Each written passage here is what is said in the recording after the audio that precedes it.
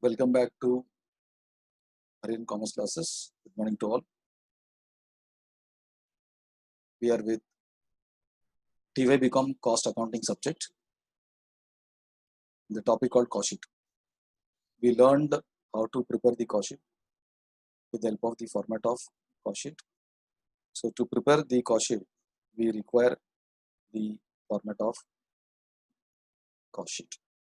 In cost sheet topic, we are having two sections. One will be preparation of cost sheet, and another section will be preparation of estimated cost sheet. In preparation of both the cost sheet, whether it is cost sheet or estimated cost sheet, we require format of cost sheet, starting with direct material. Then in cost sheet, the second one will be direct labor, then direct expenses. To add these three, the amount will be called as prime cost, then add factory overheads. Factory overheads, after adding factory overheads, the amount will be called as gross works cost, then adjust the WAP.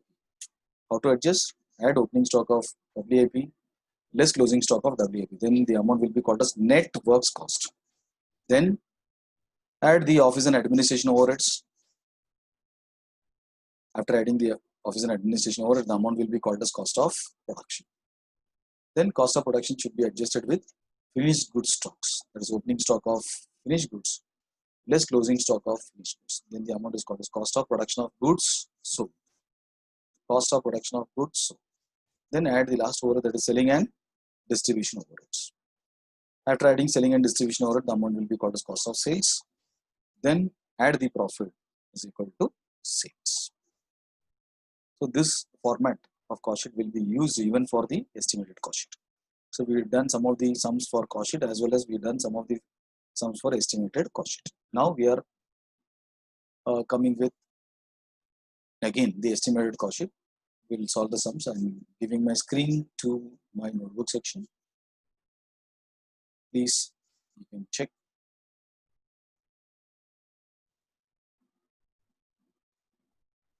My notebook section. This is the sums we solved in the last lecture. So if you see, we solved question number 26.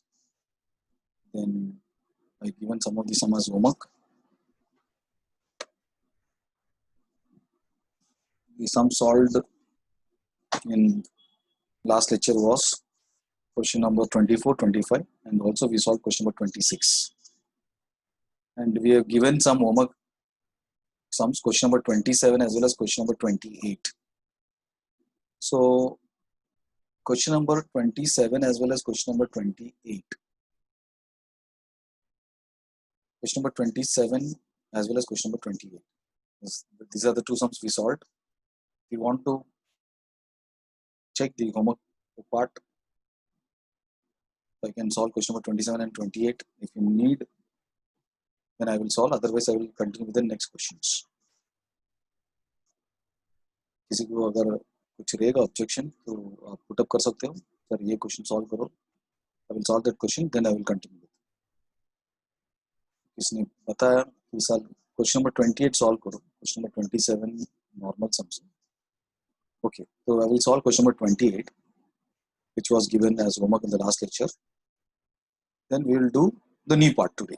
Okay, शायद question number 29 as well as question number 30 we may solve. Okay, so again today is also the target is 3 questions. We will make sure we are completing these 3 questions. Okay, I'm starting with my lectures with my notebook. Now question number 27. Okay, question number जो 27 है ये आपको homework दिया था मैंने.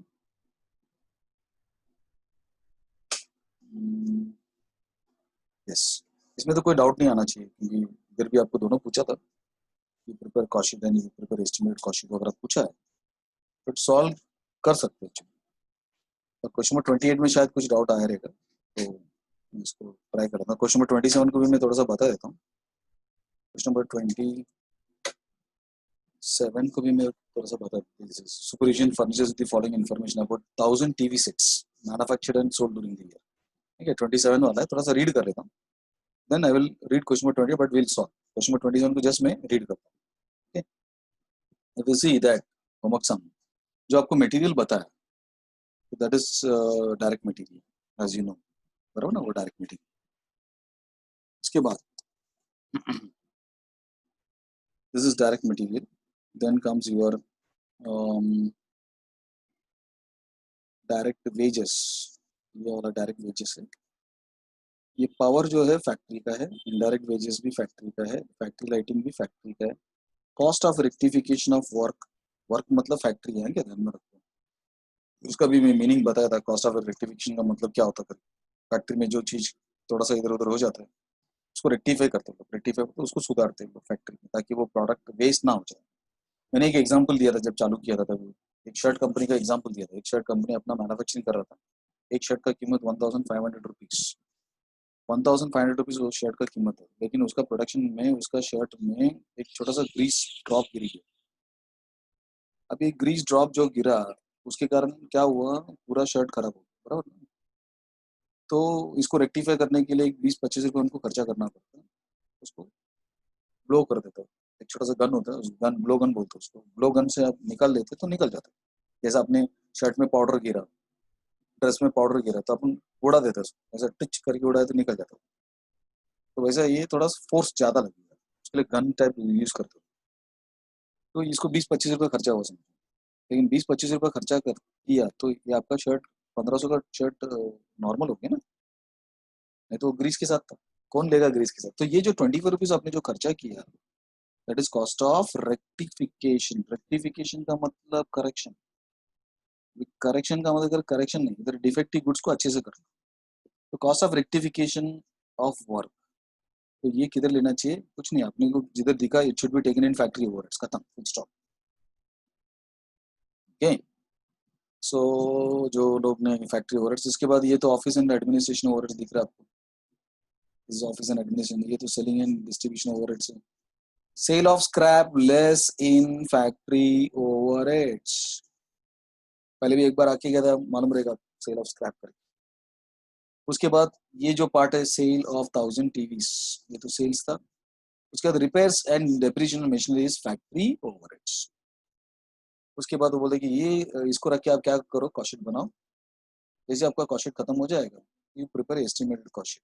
अगर नीचे बता, prepare the cost sheet for the above year showing the elements of cost per unit, also estimated cost sheet for the next year. Material का चेंज करो, वेजेस का चेंज करो 10%, 15%, और factory overheads will be as a percentage on. ये तो बोलने का कोई जरूरत नहीं. फैक्ट्री ओवरहेड्स को हम परसेंटेज निकालते हैं, मालूम रहेगा. लास्ट सम जो हमने किया था, if you see the last sums, last sum में अगर आप देखेंगे तो आपको उसके पहले का सम में आपको बोला गया था कि कैसा प्रिपरेशन करना चाहिए करके. तो उधर आपको बोला जाता फैक्ट्री ओवरहेड्स के बारे में कुछ बोला रहेगा तो you have to take assume डस. नहीं क्या, फैक्ट्री ओवरहेड्स लेते समय आपको कैसे लेना चाहिए. बोला रहेगा तो ठीक है, नहीं बोला रहेगा तो क्या करना चाहिए, परसेंटेज निकाल. किसके ऊपर परसेंटेज निकालेगा, वेजेस. वो तो आपको मालूम है. तो वही उधर बताया, ज्यादा कुछ बोला नहीं. और बोलते कि ऑफिस ओवरहेड्स के लिए भी परसेंटेज निकालो, सेलिंग एंड डिस्ट्रीब्यूशन ओवरहेड्स को भी आप परसेंटेज ले लो. किसके ऊपर, वर्क्स कॉस्ट. वो तो सबको मालूम है. फैक्ट्री ओवरहेड्स के बारे में कुछ नहीं बोला रहेगा. ये तो बोला है उसने परसेंटेज, नहीं भी बोला रहेगा तो हम वही करेंगे. Factory overheads upon wages multiplied with 100, वही परसेंटेज आप यूज करेंगे. 10% आया था एस्टिमेट कॉस्ट शीट में भी, आप 10% यूज करो. उसके बाद ऑफिस ओवरहेड्स, ऑफिस ओवरहेड्स में भी क्या बोलते हैं, office and administration overheads divide by works cost multiplied with 100, percentage ले लो. फिर उसके बाद सेलिंग ओवरहेड, सेलिंग ओवरहेड्स में भी बोलते हैं कि आप सेलिंग ओवरहेड्स ले लेना, divide by works cost multiplied with 100, multiplied with 100. Okay. वो बताया. और हमारा नंबर ऑफ यूनिट्स कितना रहना चाहिए, 1500 टीवी. और उसको कितने में बेचने का, 6500 में बेचने का ईच. ओके. ये रहेगा बहुत लोग, इसमें कुछ नहीं था. उसके बाद question number 28, prepare cost sheet showing.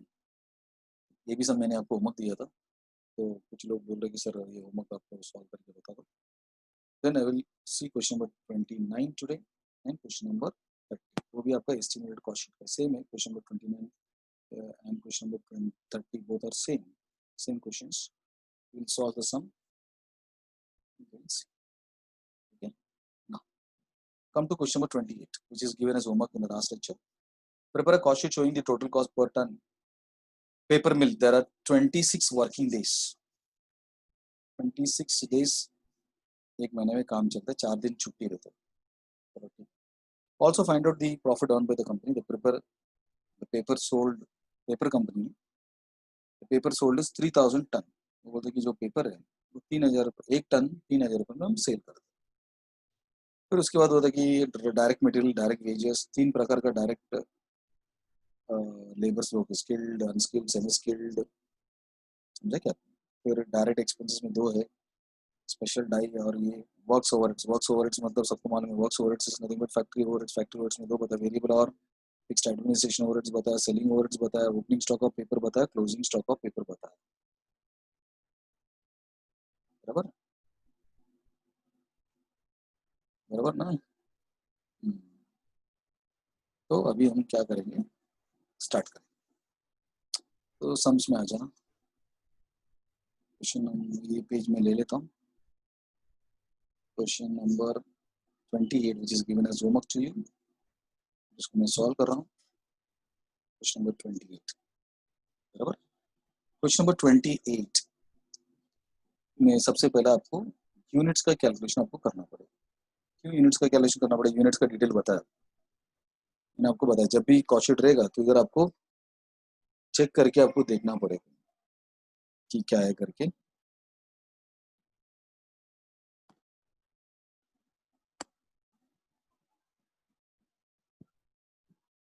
उसका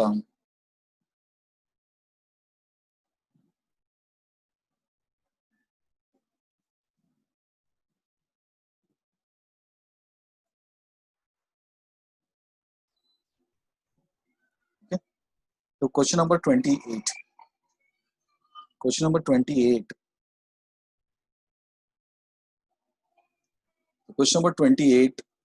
को मैं सॉल्व करता हूँ, देख लेना. Sons manufacture and sold 2000, sorry question number 28 का है ना. सबसे पहले टन्स होना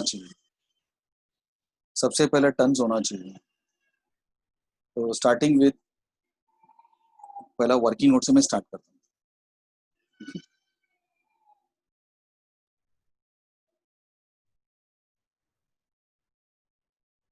वर्किंग नोट में यूनिट्स का डिटेल देख लेंगे अपन.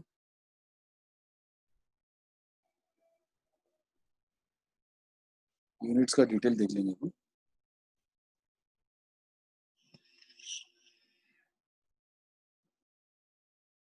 ओके. तो उसका फॉर्मूला क्या रहेगा? Sold that is sales is equal to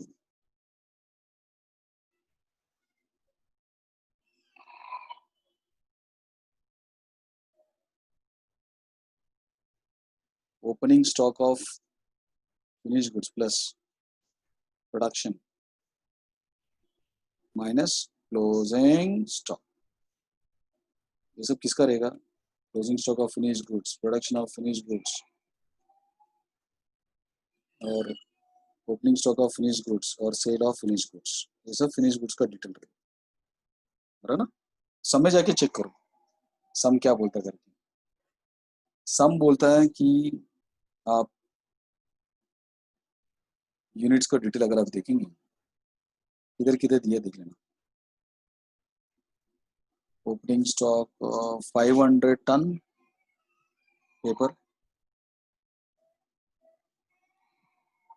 तो आप लिखो 500 ton. Just wait for 2 minutes.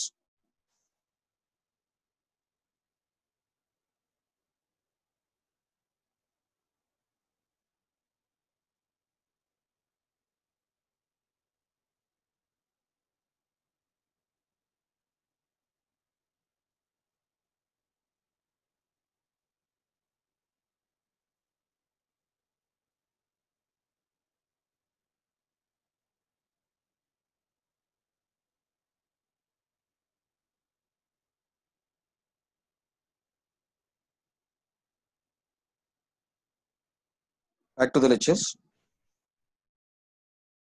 कितना टन से है 500, बोलते कि पहला 500 पेपर था, 500 टन का पेपर था। फिर हमने कितना टन का पेपर लेके आया करके बताया, चेक कर लो। कितना टन, 600 टन पेपर प्रोडक्शन के लेके आया, सॉरी 6000 माइनस क्लोजिंग। ये वाला मेरे अलग अलग पेन यूज करता हूँ, देखना ये 500, 300, 600 और किधर भी नहीं बताया, बाकी सब रुपीस बताएंगे। ध्यान में देखो, ये मत लेना, ये रुपीस है। वो बोलते कि जो भी पेपर बनेगा उसको हम बेचेंगे, बेचेंगे तो हमको 3000 रुपये टन मिलेगा, एक टन के पीछे 3000 रुपीज मिलेगा। रुपीस की बात नहीं कर रहा हूँ मैं, आपको बात कर रहा हूँ किसके बारे में। ना ना क्लोजिंग कितना, ये मैंने लिया प्रोडक्शन 500, 300, पहले से 500 था, बाद में 6000, देन 300, 300 माइनस कितना टन हो गया देखिए ना। Sold, sold is equal to, ये दोनों को ऐड किया तो 6500, उसमें से आप 300 टन को माइनस कर लेना, तो फिर इसका मतलब कितना, 6000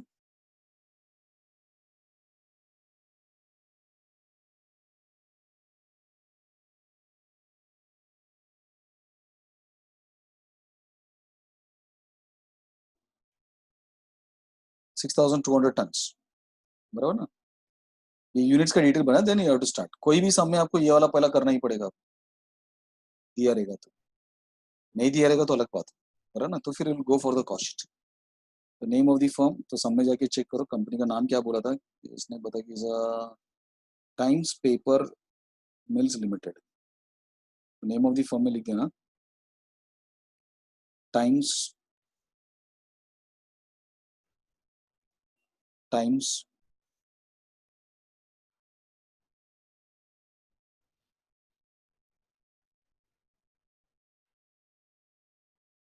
टाइम्स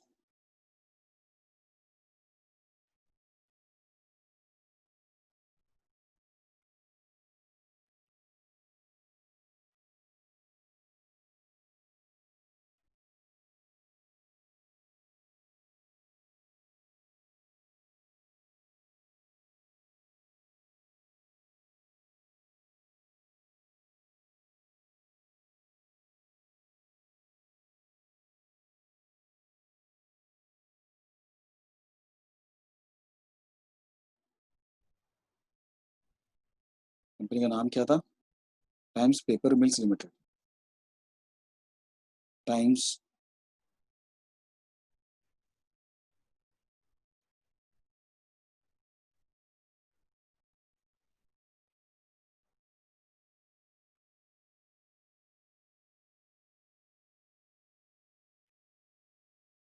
कॉस्ट आप लिखा रहेगा, और सब में क्या बोला देखिए ना, for the month ended on 90, for the month ended on 31st March, 31st March 1997, 31st March 1997। फिर कॉर्नर में आपको लिखना पड़ेगा production, how much is production, how much is sold, how much is production and how much is sold. तो अभी just हमने इधर देखा था कितना प्रोडक्शन था करके, दिस वन, कितना अपना प्रोडक्शन था, कितना प्रोडक्शन था अपना, कितना सोल्ड है, 6000, बराबर। इधर आपको लिखना पड़ेगा 6000 प्रोडक्शन, 6000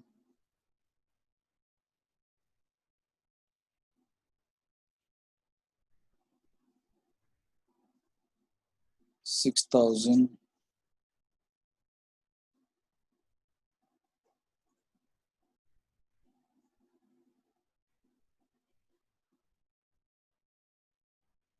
6000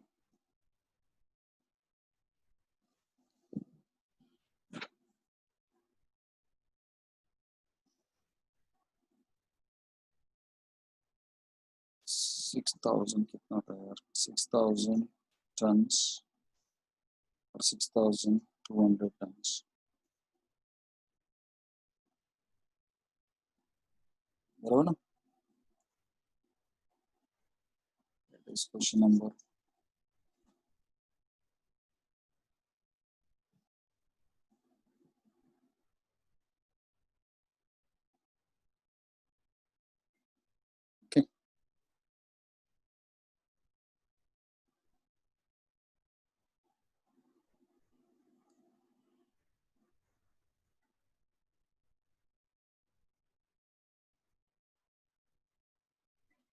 मैं लाइन ड्रॉ कर लेता हूँ।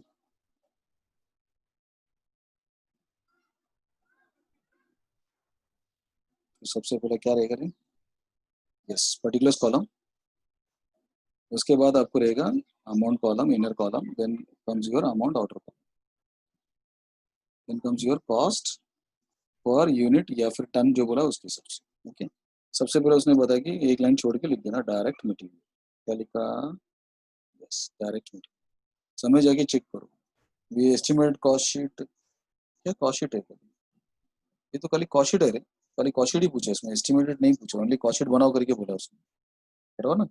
Will prepare cost sheet, estimate cost sheet नहीं, ओनली कॉस्ट शीट, ठीक है। तो इसका मतलब एक ही पेज में आपका काम खत्म हो जाएगा। तो बोलते पेपर पल्प लेके आए, रॉ मटेरियल, पेपर को बनाने के लिए जो रॉ मटेरियल पेपर पल्प करके लेके आए, क्या बोला उसने उसके लिए, 6000 टन, 6000 टन, और एक टन का 900 रुपये, एक टन का कितना, कितना हो गया रे, कितना हुआ,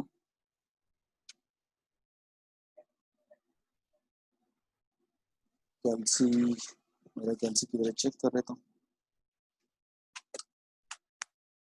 okay now 6000 multiplied with 900 is equal to 54 lakhs, तो आ रहा 54 लैक्स, यस आंसर आया मुझे, गौरव ने आंसर दिया 54 लैक्स करके। तो मैं देख लेगा 54 लैक्स,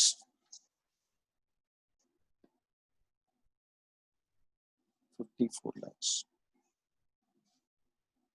फिर उसके बाद next one will be direct, yes direct labour, direct labour, direct labour में क्या बोला उसने, वो बोलते 3 जन का नाम लेने को बोला, 1 2 3, 1 2 3। तो सबसे पहले किसका नाम ले लेगा, 280 के लिए, बोलते 280 लोग काम पे, बोला ठीक है। तो कैसे कैलकुलेशन करेगा अभी, इनको लिखना पड़ेगा, उनका नाम लिख लो, किसको पगार दे रहा है, स्किल्ड वर्कमैन, स्किल्ड लोगों को दे रहा है ना, स्किल्ड वर्कमैन, ब्रैकेट में लिखो, पहला क्या दिया 280, कितना 280, 280 लोग काम पे, और एक का पेमेंट कितना करके बोला उसने, 250 रुपीज पर डे, एक दिन का 250 रुपये देना पड़ता है ऐसा। ये जो कॉस्ट है फॉर द मंथ, ये जो एक महीने का जो कॉस्ट है उसमें कितना डेज काम किया करके बताया, सम इसमें चेक कर लेंगे। तो देखिए ये जो कॉस्ट शीट है वो बोलते कि देर वर 26 working days in this month, ये महीने में 26 दिन काम किया, बाकी संडे वनडे कोई आया नहीं तो उसका पेमेंट नहीं, तो 26 डेज। तो क्या किया समझा क्या आपको, हाँ अभी चाहिए तो मैं व्हाइट बोर्ड में बताता हूँ। इसका मतलब क्या हुआ रहे, इसका हमारा कंपनी में कितना लोग है, 250 लोग है, 250 लोग, 250 पीपल्स आर वर्किंग, और हर एक सॉरी कितना लोग रहे, 280 लोग, 280, 280 लोग है, और सबका पेमेंट 250, एक दिन का या पर डे, ऐसा ही लोग ये महीने में 26 दिन आए, 26 डेज। टीवाई का स्टूडेंट का है, कैलकुलेशन कुछ भी बोल सकता, this is not to be explain by my, मैं इसको एक्सप्लेनेशन नहीं करना चाहिए। और दूसरा जो ग्रुप है उसमें कितना लोग है करके बता, 300 लोग है, 300, 300 पीपल, वो 300 लोग हैं, लेकिन उसका पेमेंट कितना एक दिन का 150 rupees per day, 150 rupees per day multiplied with ये महीने में कितना लोग कितना दिन काम किया, 26 डेज। ऐसा और एक ग्रुप भी है, ये वाला स्किल्ड वर्कमैन, दूसरा वाला सेमी स्किल्ड, तीसरा वाला ग्रुप अनस्किल्ड वर्कमैन। कौन सा? Unskilled workman. अनस्किल्ड वर्कमैन में कितना लोग हैं? वो बोलते कि उसमें हमको हमारा फैक्ट्री में जरूरत पड़ता है 470 पीपल। कितना? 470, 470 लोग हैं, और हर लोग का पेमेंट एक दिन का 100 रुपये पर डे, और ये महीने में उन लोगों को तो पर डे बोलते एक दिन का है, बट उन लोग ने कितना डेज काम किया, 26 डेज। समझा क्या आपको? तो ये ऐसा है। ये कैसा मालूम? सिंपल है, मैं बताएगा 50,000, ऐसा तुम डायरेक्ट वेजेस बोलना चाहिए समझ, बट कोई को समय पूरा डिटेल बताता है, पूरा डिटेल बताए। डिटेल मतलब हमारे पास 10 लोग काम पे है और सबको हमको देना पड़ता है 5-5 हजार हर महीना, उनको देना पड़ेगा। तो क्या करेगा, हमारे पास 10 लोग काम पे है और हर एक जन को 5-5 हजार तुम काम पे पगार देते हो, इसका मतलब तुम्हारा अमाउंट कितना, 50,000 ना। तो अमाउंट हमको चाहिए, बट कभी कभी अमाउंट दे देगा, कभी कभी डिटेल बताता हूँ, तो फिर हमको मल्टीप्लाई करना पड़ेगा। अभी तो ये पर मंथ दिया, कभी कभी तो पर डे देते हो लोग। पर डे समझ है क्या, मतलब 10 लोग है, उसका हर दिन का 200-200, ऐसा फिर तुम 30 दिन का कितना करके कैलकुलेशन कर लो, फिर वो पूरा डिटेल ही हो गया ना अपने को। पूरा डिटेल, जैसा किराना का शॉप में जाते हो, पूरा बिल दे के बोलते हैं सर 4,200 हो गया, अपन कोई कोई के 4,200 निकल के देके सामान लेके आ जाता, कोई कोई ऐसा पूछता, पूरा डिटेल पूछता, ऐसा कैसा 4,200, ये बता, ये चावल इतना लिया, गेहूँ इतना लिया, नमक लिया, तेल लिया, ये लिया, फिर डिटेल बताने का 4,200, हाँ बराबर। तो डिटेल बता दो, डिटेल जो रहेगा वो, तभी इस समय आपको पूरा डायरेक्ट लेबर का उसने स्टोरी बता दी। 280 लोग है, 300 लोग है, 470 लोग है, उसका पगार कितना, कितना दिन काम किया, हो गया सत्यानाश। अब उसका कैलकुलेशन तुमको करके करना पड़ेगा। ठीक है, तो अभी इसका कैलकुलेशन बताओ मुझे, कितना 280 मल्टीप्लाइड विथ 250 मल्टीप्लाइड विथ 26, कितना 18,20,000, 18,20,000 इनका खर्चा है, 18,20,000। फिर दूसरा वाला ग्रुप को बुला लो, दूसरा वाला ग्रुप ग्रुप को ने सेमी स्किल्ड वर्कमैन, आंसर भी दे रहे, सेमी स्किल्ड वर्कमैन 300 लोग, semi skilled workman, semi skilled workman में कितना लोग है बताया था, 300 लोग है ना। 300 into 150, 300 into 150 multiplied with 26 days. छः तो इधर हाँ, तो किसने आंसर दिया, आंसर में देख लेता हूँ। 11,70,000, 11,70,000। उसके बाद next information given to the sum, given by the sum is unskilled workman. तो एक एक करके इनर कॉलम में रख लेना। अनस्किल्ड वर्कमैन 3 प्रकार के लोग हैं, स्किल्ड, सेमी स्किल्ड, अनस्किल्ड।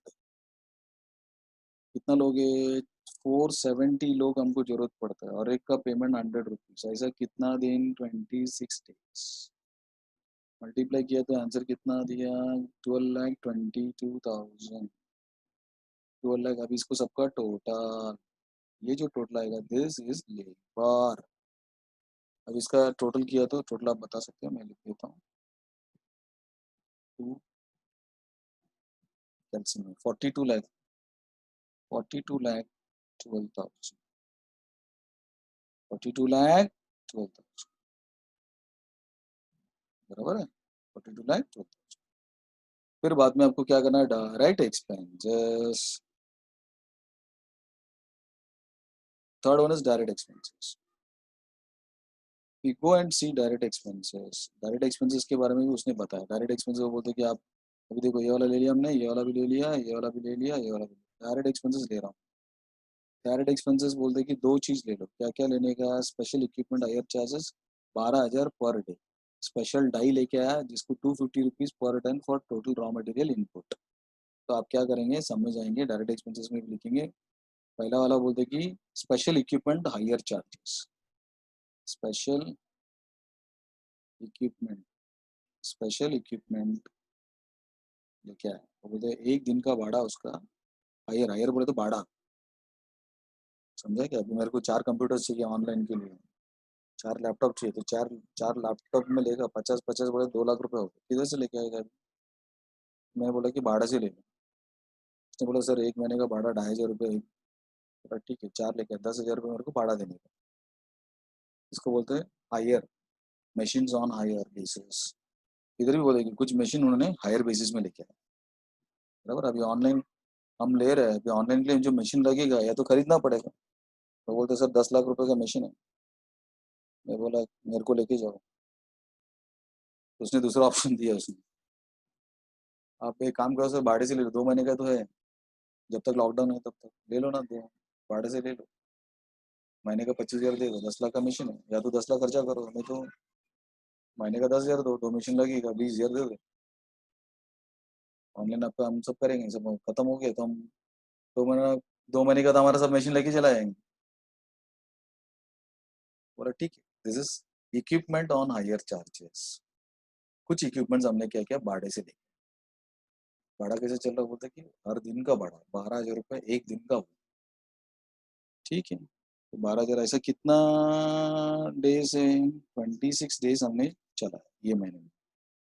हर दिन का 12,000 इंटू 26 बोलेगा तो कितना होगा, 3,12,000, 3,12,000 right in inner column since there is another direct expenses. उसने बताया स्पेशल डाइज, क्या बोला है, स्पेशल डाइज। वो बोलते कि वो स्पेशल डाई बोलेगा तो कलर्स, कुछ कलर्स यूज करना, और बोलते कि 250 रुपये का पर टन है, कितना, 250 rupees per ton.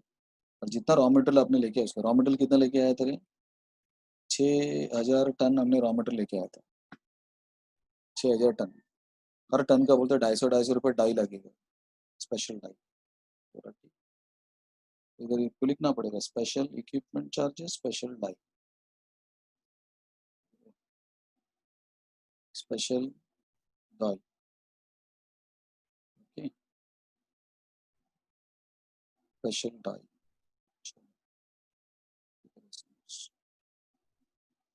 Special dies, special dies. कितना स्पेशल डाइस, वो बोलते कि रॉ मटेरियल कितना लेके आया, देखो तो रॉ मटेरियल कितना लेके आया था, 6,000 टन, 6,000 टन। और एक टन के लिए कितना बताया उसने, 250, 250 पर टन। कैल्शियम अगर आप देखें 6,000 multiply 250 which is equal to कितना आता है, 6,000 इंटू 250, 15 लाख आ रहा है, 15 lakhs रुपीज, बराबर ना। ओके, तो दोनों का ऐड किया तो कितना हो गया, yes, this is 18 lakh, 18 lakh. तो अभी सबको तीनों को ऐड करो, तीनों को ऐड करने जो अमाउंट आएगा, this is called as plank cost. Shortcut allowed नहीं, मैं मेरे लिए मैं लिख रहा हूँ shortcut. Now add this 3, 54, 42, 18,12,000 which is equal to, कोई आंसर देगा तो मैं वेट कर रहा हूँ, नहीं तो मैं ही कर लेता हूँ। 18,12,000 प्लस, यस, दर्शना ने आंसर दिया, 1 crore 14 lakh, 1 crore 14 lakh 24,000, this is your prime cost. Okay, उसके बाद वो बोलते कि add after leaving online, add your which overheads, the first overheads is your factory overheads always, factory overheads। तो समय जाके चेक करो, फैक्ट्री ओवरहेड्स बोलते वर्क्स ओवरहेड्स करके बताया उसने, क्या बोला है उसने, वर्क्स ओवरहेड्स करके बताया। वर्क्स ओवरहेड्स में क्या क्या है, वर्क्स ओवरहेड्स वेरिएबल भी और फिक्स्ड भी। Variable is 50% of direct wages, वो बोलते कि वेरिएबल आप ले लो कितना परसेंट, वेजेस का 50%। तो अपने सम में वेजेस कितने रहे, आपके समय वेजेस अगर आप देखेंगे, दिस इज वेजेस, तो 42,12,000 मल्टीप्लाइड विद मल्टीप्लाइड विथ 50%, और ना कितना हो गया चेक करो, 42 लाख, क्योंकि वेजेस अपना वही है 42 lakh, direct labour wages, direct labour को डायरेक्ट लेबर भी बोलते हैं, और sometime it may be called as direct wages, बराबर ना। सो दी अमाउंट का आंसर किसने तो दिया है, 21 लाख आ रहा, बोल रहा 21 लाख, यस 21 लाख 6,000, 21 लाख 6,000। उसके बाद नेक्स्ट वन सब में बता कि you also take the fixed, fixed भी है बोलते हो, फिक्स बोले कि 2,70,000 पर मंथ, तो डायरेक्टली दिया 2,70,000 पर मंथ तुम ले, एक महीने का है ना। So now we will add this to get the 23,76,000, 23,76,000, अब इसको दोनों को ऐड कर लो, then the answer will be called as works cost, called as works cost. कितना हो गया check, 114, 24,000 plus 23,76,000 which is equal to 1,38 lakhs, 1,38 lakhs, 1,38 lakhs, बराबर ना। उसके बाद समय आप ऐड करेंगे, the next overheads is office and administrative overheads, office and administrative overheads, office and administrative overheads, okay. Office and administration overheads में administration overheads करके उसने बताया इट विल बी कितना परसेंटेज, कुछ तो बोला 12% on the works cost, administrative overheads, administrative overheads क्या रहेगा, 12% ऑन वर्क्स कॉस्ट, कितना परसेंट, 12%, तो 12% में तो 1,38 lakhs multiplied with 12% into 12% is equal to 16,56,000, 16,56,000, उसको ऐड करेंगे 1,38 lakhs में, 1,38 lakhs कितना होता चेक कर लो, 1 crore 54 lakhs 56,000, this will be called as, yes, this will be called as what, cost of production, cost of production। इसके बाद next page में मैं जा रहा हूँ, there will add the next overheads, yes बराबर ना, next overheads, office and administration overheads करने से पहले ऐड और लेस, क्या ऐड और लेस है, opening stock of, opening stock of,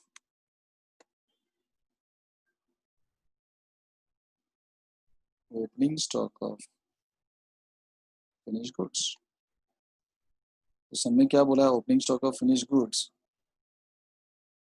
opening stock of finish goods, opening stock of finish goods, सब में जाके चेक करो, इधर तक पहुंच गया, इधर तक पूछे, इधर तक पूछे, एडमिनिस्ट्रेशन फिक्स्ड, इधर तक पहुंच गया, सब हो गया बराबर है। अभी आपको ये 3 चीज लेने के, इसमें ओपनिंग स्टॉक ऑफ बोला उसने, opening stock of, yes opening stock of paper 500 ton, और 1 टन का वैल्यू कितना लेने का बता दिया उसने, तो जाओ तो लिखो 500 टन मल्टीप्लाइड विद हर टन का उसने वैल्यू कितना बताया उसने, 2,501.6 रुपीज में इसका वैल्यू करके बताया, ओके इसका वैल्यू करके बताया, दोनों को मल्टीप्लाई करो, मल्टीप्लाई कर लेना, अगर लेस वाले को माइनस करता हूँ उसके बाद हम लेस करेंगे अपन, less closing stock of finished goods. Closing stock of finished goods. पहले इसका वैल्यू चेक कर लो. 500 multiplied with 2501.60. 12,50,000.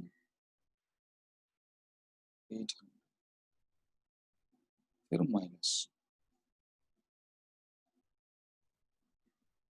Minus closing stock of finish goods को माइनस करना चाहिए. लेकिन माइनस करने से पहले यूनिट्स ले लो. सब में आपको यूनिट्स बताया. सब में बोला कि जितना भी यूनिट्स रहेगा उसमें cost of production per unit से मल्टीप्लाई कर.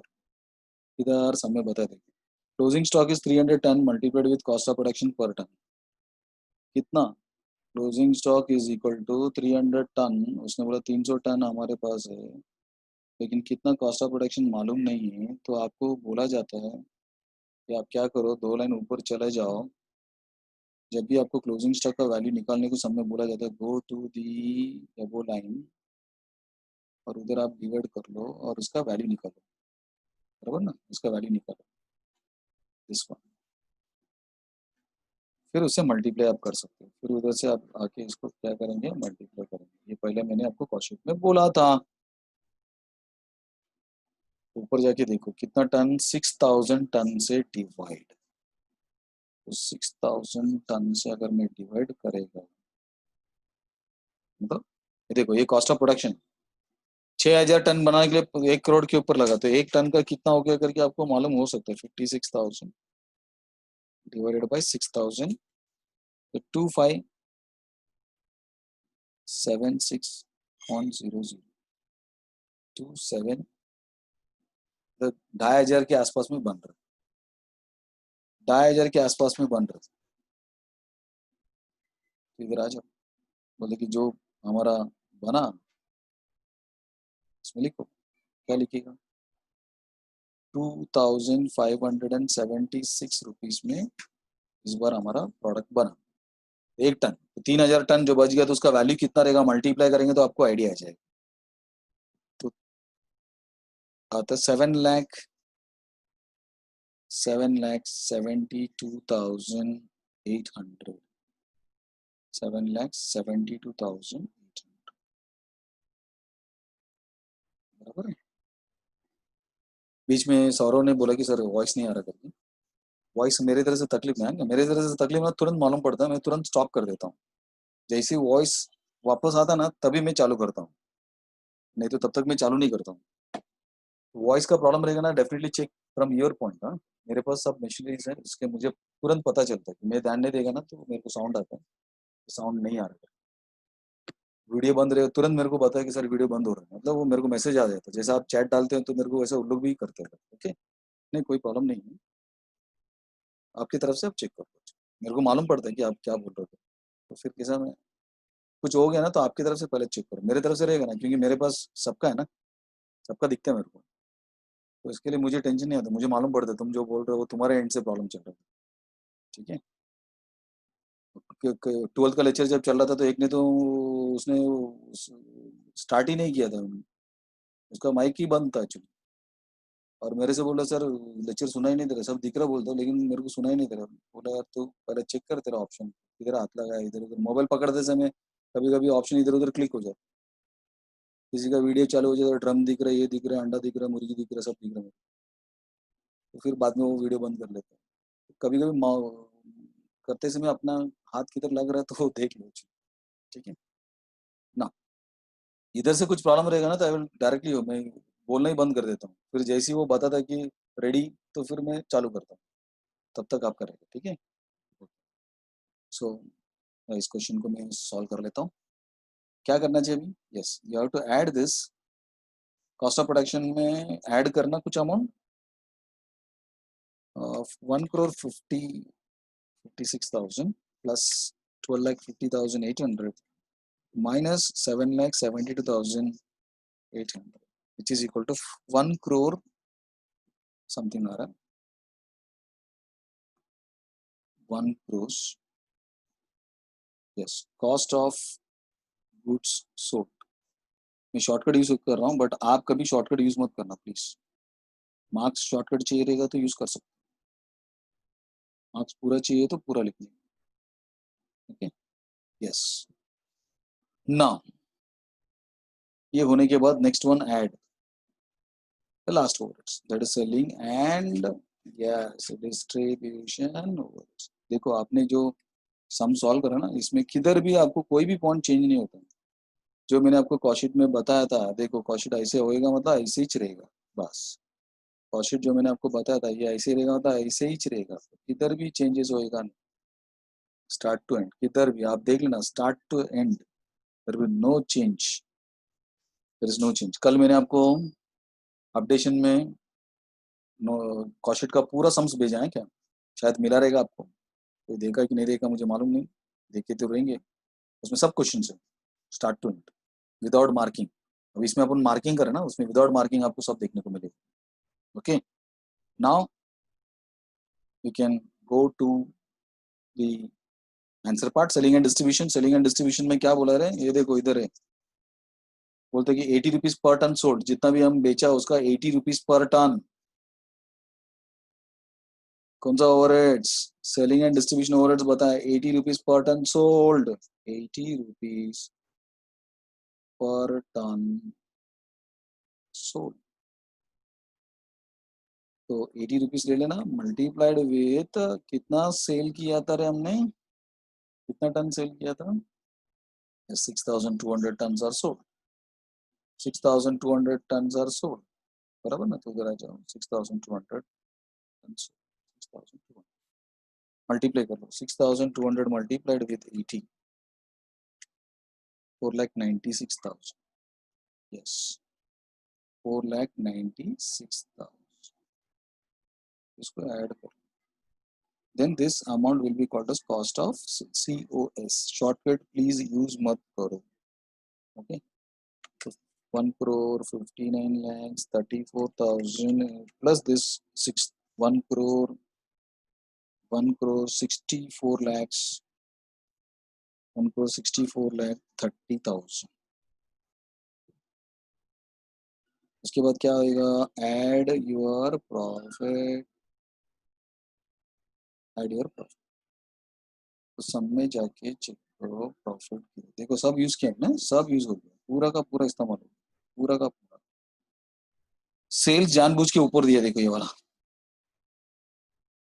सेल्स उसने बताया, ये पेपर इज सोल्ड, जो भी बेचने करेगा बेचो, 3000 एक टन का बेचा उसने, तो लिखने का प्रॉफिट तो नहीं दिया, but we know the sales part, we know the sales part. तो सेल्स में कितना बता उसने, एक टन 3000 रुपये में बेचने गया, तो कितना टन बेचा गया आप चेक कर सकते, 3000 रुपीज एक टन का, तो कितना टन समय बोला था, समय ऊपर कॉस्ट में देखा था 6200 टन, 6200 टन हमने बेचा, और हर टन के पीछे उसको, बराबर ना? तो वो आपको लिखना, मल्टीप्लाई कर लो, मल्टीप्लाई करेंगे तो किसने आंसर दिया मुझे,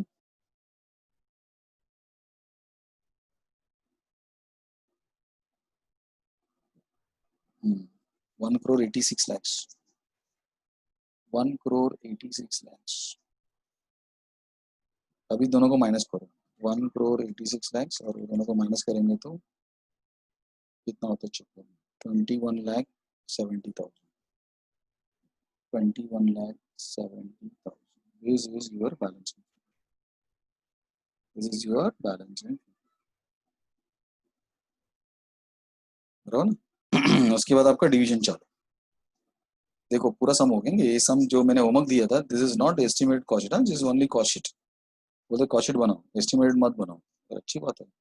and this carries 20 marks, 20 mark का सम्स, खाली फॉर्मेट में पुटअप करना है, ऐड प्लस करके माइनस करके अपना अपना जगह पे बताने का, 3 direct, 3 overheads, 3 stock.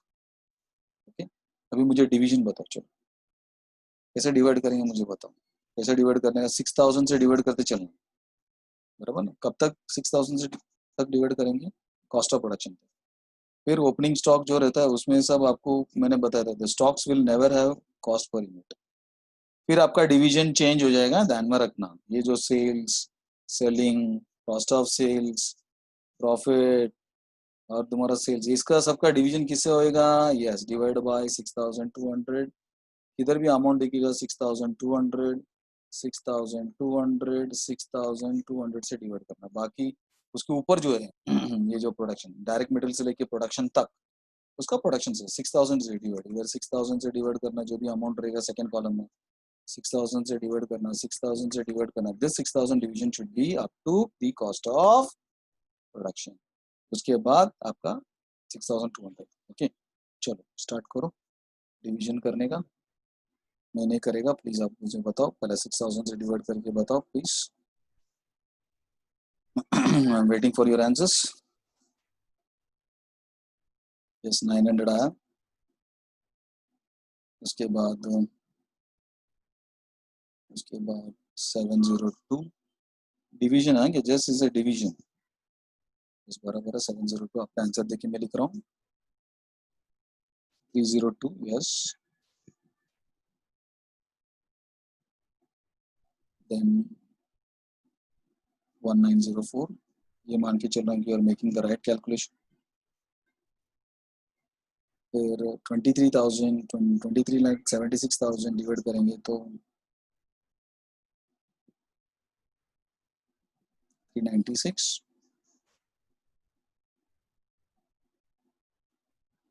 then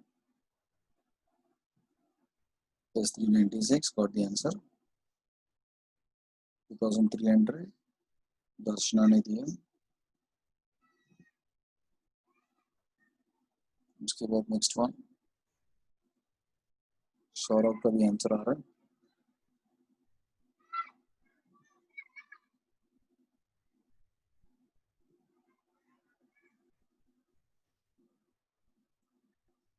$16,56,000 divided by plus 27 point कुछ तो आ रहा है, 276.00। यानी इसको तो करने का जरूरत नहीं है, अब इसका डिवीजन 6200 से करो।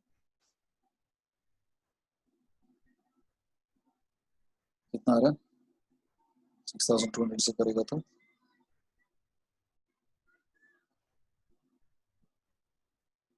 1,59,34,000 divided by 6200, 2570.00। फिर 80, फिर 2650,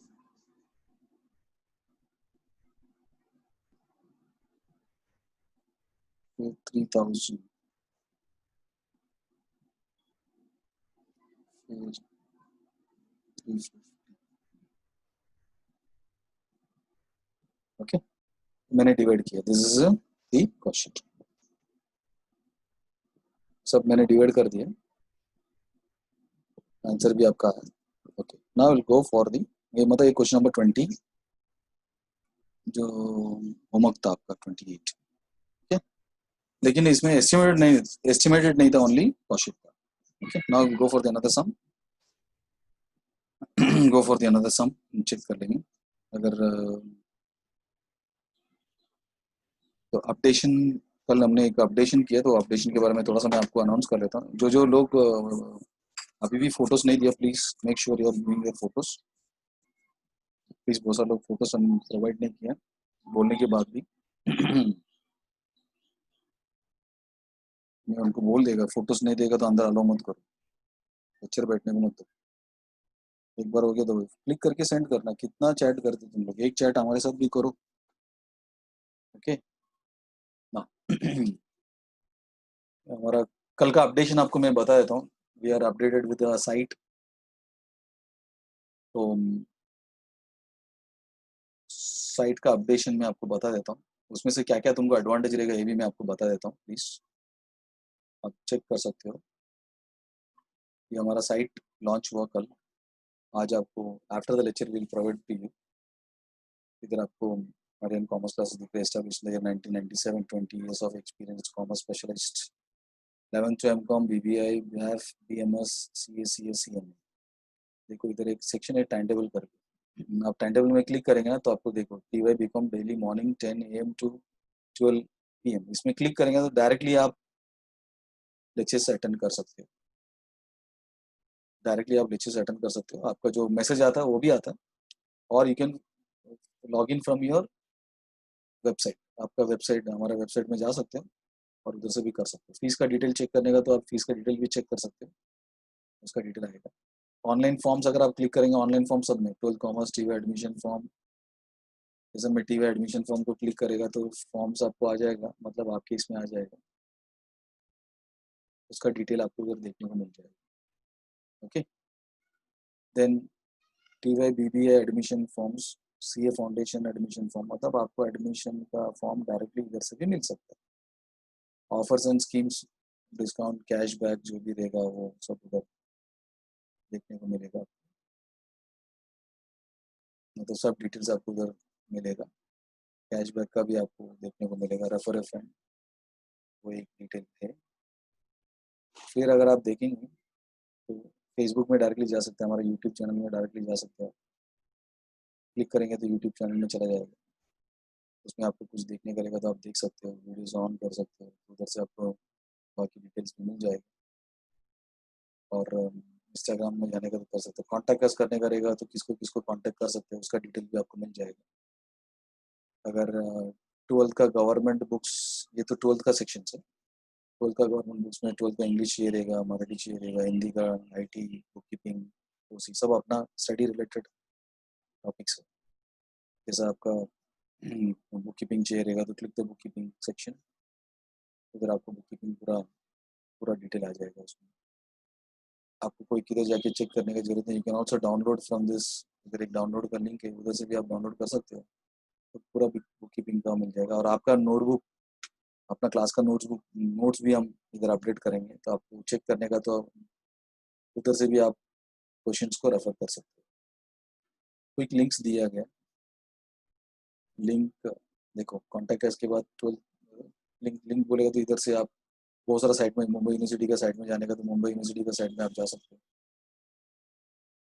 तो डायरेक्टली मुंबई यूनिवर्सिटी का साइट में लेके जाएगा, तो उधर से आप मुंबई यूनिवर्सिटी का कुछ डिटेल्स वगैरह देखने का रहेगा, देख सकते हो आप। एग्जाम है, एग्जाम का टाइम टेबल है, एग्जाम का टाइम टेबल का पोस्टपोन्ड है, इंपॉर्टेंट अनाउंसमेंट है, अपकमिंग, वो सब आपको उधर देखने को मिलेगा। और उसके बाद अगर आप देखेंगे उधर बहुत सारा और, Maharashtra state institute of chartered accountant of India, institute of company secretary of India, institute of cost accountant of India, उसका भी साइट से अगर आप क्लिक करेंगे तो उधर आपको Indian institute of company secretary of India UC, उधर आपको इंडियन साइट में लेके जाएगा, आपको उधर कुछ देखने करेगा तो आप देख सकते हो उधर क्या क्या चलता है। आप तो ये साइट से आपको सब कुछ मिल सकता है, आपको इस साइट से बहुत सारा चीज आपको मिलने का पॉसिबिलिटीज है, जैसे टाइम टेबल हो गया, फीस डिटेल्स हो गया, उसके बाद आपको क्लासेस का ऑनलाइन फॉर्म्स हो गया, ऑफर्स एंड स्कीम्स हो गया, ऑनलाइन पेमेंट्स हो गया, कोई भी डिटेल चाहिए रहेगा तो आप इधर से कर सकते हो, कॉन्टैक्ट करने का रहेगा, बुक्स चाहिए रहेगा, आपको कुछ चाहिए रहेगा तो आपको डायरेक्टली इधर पता, आपको अलग से मैसेज करने का जरूरत नहीं, डायरेक्टली वो इसका लिंक आपको आज मैं, जैसे ये लॉन्च हो जाएगा तो मैं आपको व्हाट्सएप में भेज देगा, तो गेट दे, तो आपको सब डिटेल्स उसमें मिल जाएगा। देखो ऊपर लिखा है real on time live video lectures, online demo देखने का रहेगा, देख सकते हैं, तो फिर उधर से आपका वो खुल जाएगा, उधर से भी आप देख सकते हो, उधर से ऑडियो भी आपको मिलने का चांसेस है, वो भी आपको देखने को मिलेगा। ठीक है, दिस इज अ वेबसाइट जिसमें आपको सब डिटेल्स मिलेगा, और भी बहुत सारा अपडेशन है, बहुत सारा स्टूडेंट्स जो हमको अपने एक्सपीरियंस को शेयर करता है, उसको हम अपडेट करने की कोशिश करें। आपको इधर उधर कुछ देखने का जरूरत नहीं, कुछ चाहिए रहेगा तो सीधा क्लासेस में फोन करने का जरूरत नहीं, क्लास में आने का जरूरत नहीं, डायरेक्टली इसमें चले जाओ, सब चीज़ मिलेगी। नहीं चाहिए, कुछ चाहिए रहेगा तो आप पुटअप कर दो, आपको उधर लिंक ऐड अप कर दिया जाएगा, आपको सब चीज़ उधर मिलेगी in one single click. Payments का भी डिटेल, ऑनलाइन फीस का डिटेल, टाइम टेबल का डिटेल, आप टाइम टेबल में जाके TY में क्लिक करो, क्लिक करेगा तो उधर से भी आप डायरेक्टली लेक्चर्स में आप एंटर कर सकते हो। आपके मोबाइल में एक पेज में ही दिखेगा, आपका मोबाइल में वन सिंगल पेज में आपको पूरा दिखेगा, ओके, ऐसा दिखेगा आपके मोबाइल, ये देखिए mobile version, real time online video lectures, time table section, ये mobile real mobile, these details online forms offers and schemes, online payment details, अगर कहने करेगा तो कॉन्टैक्ट अस, कॉन्टैक्ट वगैरह करने करेगा तो उसको क्लिक करेगा तो उसका सब मिलेगा details. Okay, corporate Haryana commerce classes all rights reserve corporate के साथ। तो ये हमारा लेटेस्ट अपडेट है, उसमें आपको जो चाहिए रहेगा तो पुटअप कर सकते हो और चेक कर सकते हो, मतलब आप ऑफलाइन कभी भी रात को 12 बजे 1 बजे हमको कॉल करने का जरूरत नहीं, डायरेक्टली आप क्या कर सकते हो, कल से भी देख सकते हो। ओके, जस्ट आपके कन्वीनियंट के लिए वो एक अच्छा सेक्शन हो गया। और मोबाइल फॉर्मेट में जैसा ऐप फॉर्मेट में इसमें क्लिक करेंगे तो आपको सब कुछ मिलेगा, जो जो चीज़ आपको चाहिए, you can go and see and verify. Okay, now we will come to our lecture part, अपने लेक्चर के पार्ट में हम आ जाएंगे। सो मेरा बोर्ड में चला जा रहा हूँ, सी दी बोर्ड सेक्शन, ये आपका बोर्ड का सेक्शन है। ओके, तो हमने जो सॉल्व किया था वो क्वेश्चन था, एस्टिमेट क्वेश्चन पूछा नहीं तो इसलिए। Okay, now come to new section, आज का नया, वो भी एस्टिमेट क्वेश्चन ही है, क्या रहेगा देखिए, see question number 29। See question number 29 में बताया कि Gordon and son manufacture typewriter company manufacture and sold 2000 typewriter in the year, it trading and profit and loss वगैरह बताया डिटेल्स, और बताया कि फॉर द नेक्स्ट ईयर, देखिए इसका सब डिटेल्स उसने बताया। We are starting with the sums, है सम मैं स्टार्ट कर रहा हूँ, चेक करना प्लीज। इधर क्या बोला देख लो, if you see the sum says कि ये टाइपराइटर बना रहा है, मैन्युफैक्चर्ड एंड सोल्ड, हमने बनाया भी और बेचा भी, 2000 टाइप, 2000 टाइपराइटर्स। ओके, उसके बाद नेक्स्ट इन्फॉर्मेशन उसने बताया, इस 2000 टाइपराइटर के लिए material is direct material, direct wages is direct wages, manufacturing charges is factory overheads, और ग्रॉस प्रॉफिट दिया, ग्रॉस प्रॉफिट अपना कोई काम का नहीं क्योंकि उसका डेबिट भी है क्रेडिट भी है, ट्रेडिंग अकाउंट के फॉर्मेट में दिया उसने। उसके बाद सेल्स हम सेल्स में यूज करेंगे सबसे लास्ट में। Management expenses office, general expenses also office, rent the office, selling expenses selling and distribution, selling and distribution. Net profit हम नहीं लेंगे क्योंकि अपना नेट प्रॉफिट आएगा, और ये जो टोटल है उसको आप इग्नोर करो, हम तो अपना खुद का टोटल बनाते थे,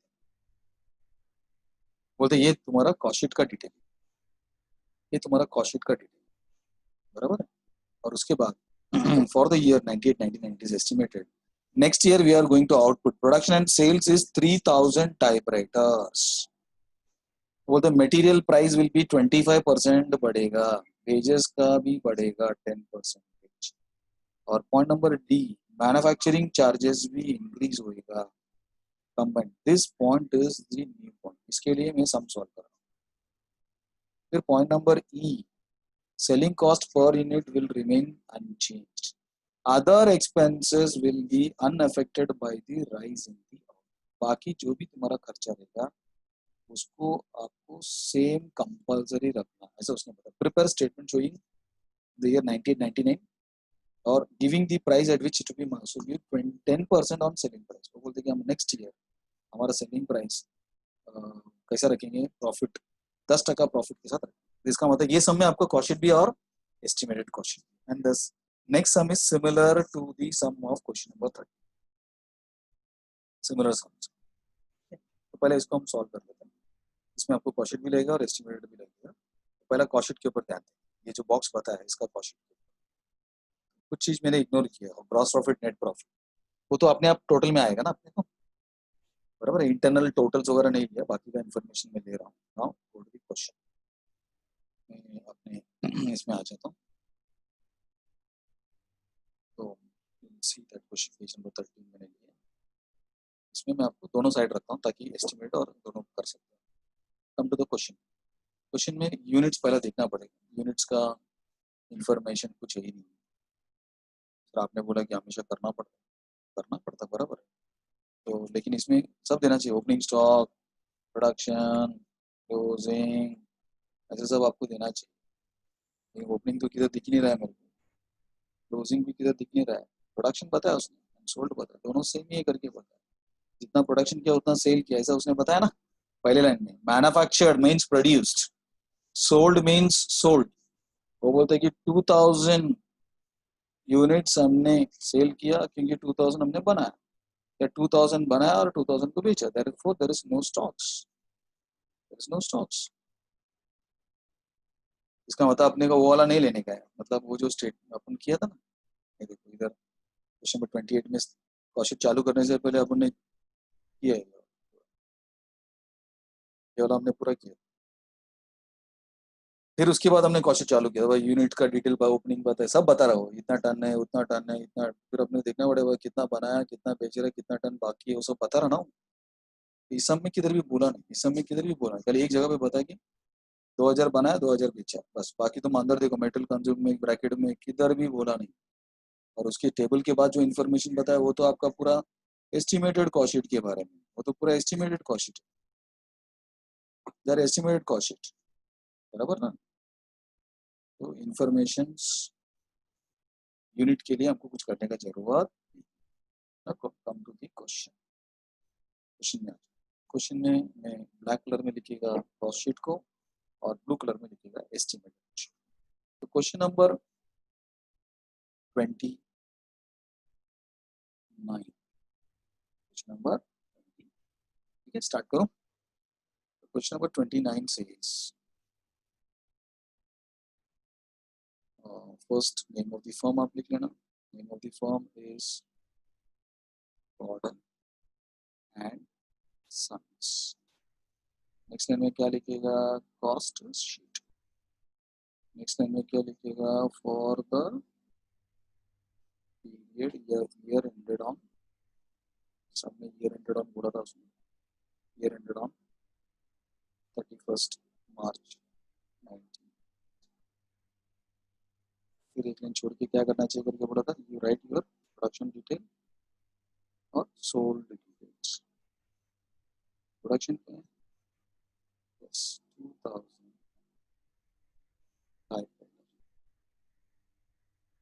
or 2000 typewriters produced and 2000 typewriters also sold, बराबर है। यूनिट्स भी लिख सकते हैं लेकिन उसने नाम दिया तो नाम लिख देते हैं। ओके स्टार्ट करो। This is particular column and this is amount column and this is also amount column and this is cost per,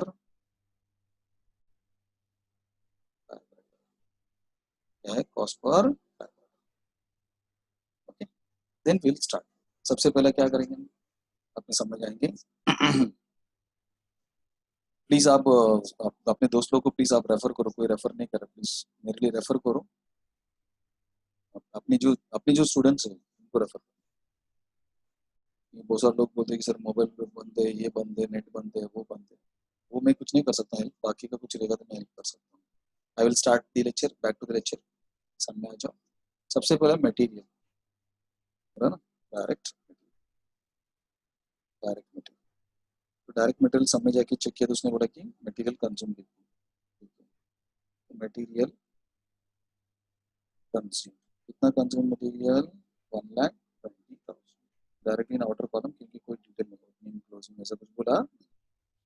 इसका डायरेक्ट लेबर, लास्ट समय डायरेक्ट लेबर में मैं तो वर्कर ये सब बोल रहा था, इधर कुछ ऐसा कुछ बोला क्या चेक, इधर डायरेक्ट लेबर का कोई डिटेल बताया, बोला डायरेक्ट वेजेस करके 1,80,000 दे दिया उसने, तो directly given as direct wages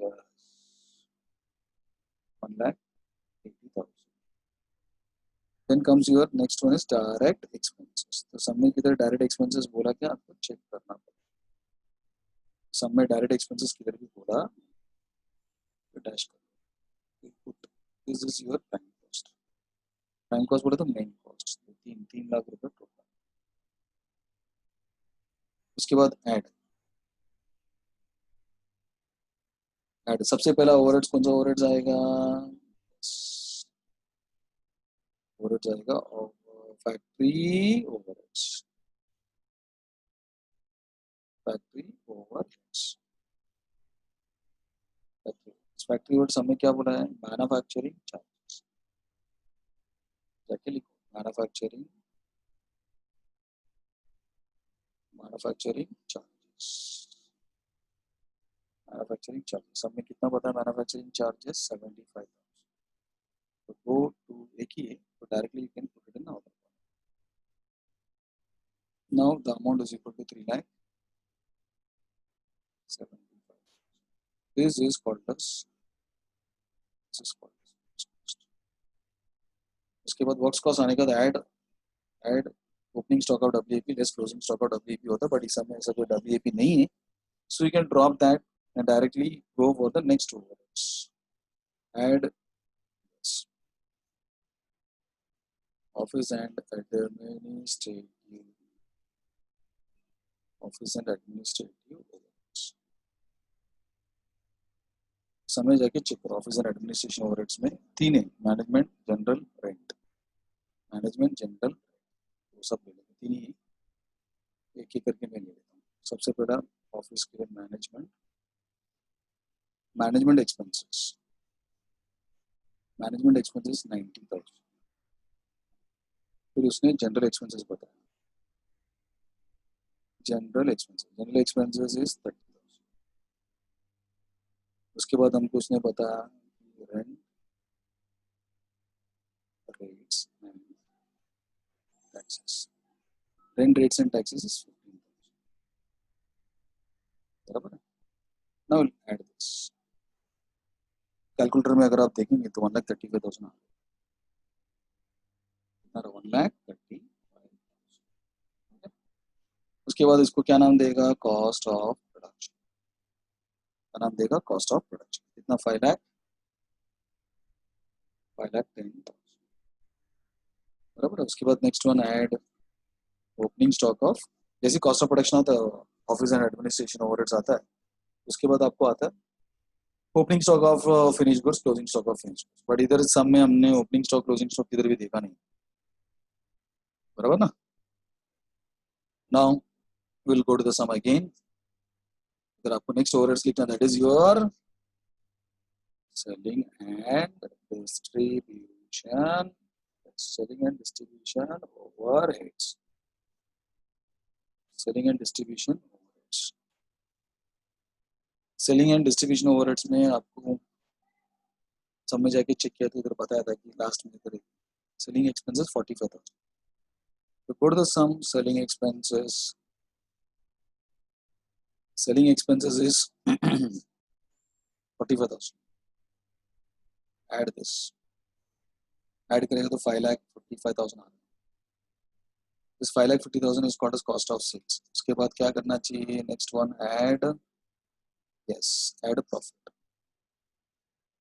profit आपको सब में दिया है, चेक करना, सेल्स दिया उसने क्वेश्चन में, अगर आप देखेंगे हमको सेल्स दिया तो पहले हमको क्या करना पड़ेगा? सेल्स आपको लिखना पड़ेगा। तो लाइन ड्रॉ कर लेता हूँ, this is your sales part,